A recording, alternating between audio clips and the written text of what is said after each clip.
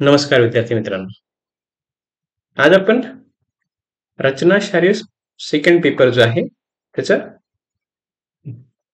Syllabus आणि mark distribution कसं आहे ते बघणार आहोत. प्रमाण शारीर पहिला पॉइंट आहे.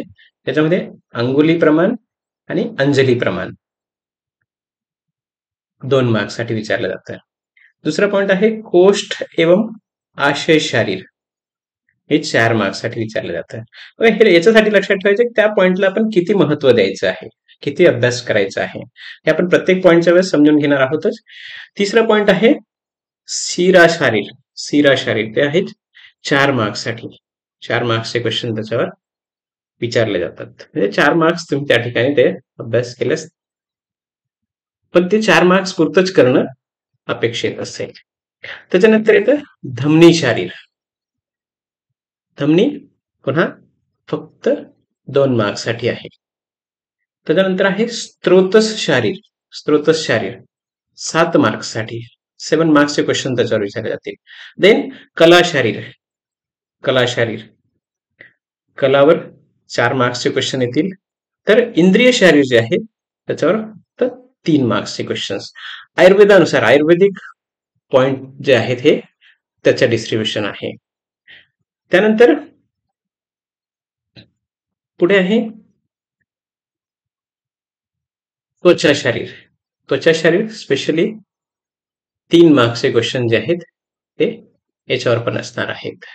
त्वचा शारीरवर 3 मार्क्स.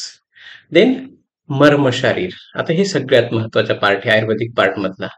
याच्यावर 15 मार्क्सचे क्वेश्चन असणार आहेत आणि म्हणून याला एक इम्पॉर्टंट पॉइंट म्हणून वेटेज त्या ठिकाणी द्यायचं असतं आयुर्वेदिक पार्ट्स मधला.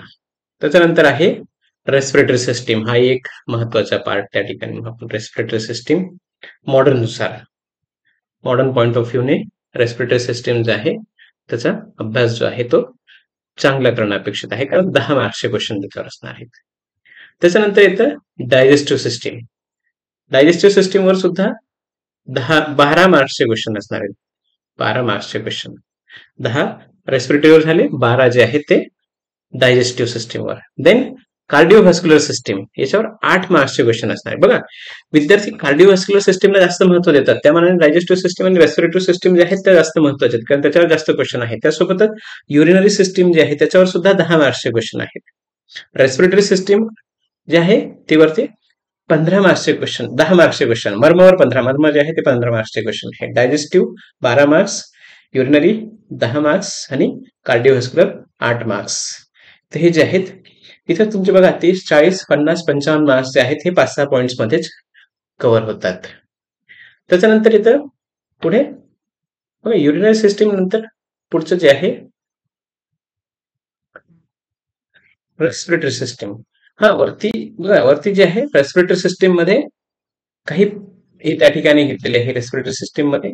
आणि इथं जे रिप्रोडक्टिव्ह सिस्टीम आहे, इथं रिप्रोडक्टिव्ह सिस्टीम आहे, सॉरी, इथं रिप्रोडक्टिव्ह सिस्टीम मध्ये 6 मार्क्सचे क्वेश्चन तुम्हाला विचारले जाणार आहेत. रिप्रोडक्टिव्ह सिस्टीमवर 6 मार्क्स, आणि त्याच्यामुळे 6 मार्क्स प्रमाणेच त्याला त्या ठिकाणी वेटेज द्यायचे आहे. 6 मार्क्स मिळतील या हिशोबाने आपल्याला तेवढाच अभ्यास त्याचा करायचा आहे. आणि सेन्सरी ऑर्गन्स हे जे आहेत हे पुन्हा एक इम्पॉर्टंट पार्ट, त्याच्यावर 10 मार्क्सचे क्वेश्चन असणार आहेत. हे जे 10, 12, 15 मार्क्सचे पार्ट्स आहेत सिलेबसचे, त्याला जास्त वेटेज देऊन जास्त अभ्यास त्याचा आणि आधी अभ्यास करणं अपेक्षित असेल. परीक्षेच्या दृष्टीने ते पॉइंट्स त्या पद्धतीने अभ्यासणं अपेक्षित असेल. धन्यवाद.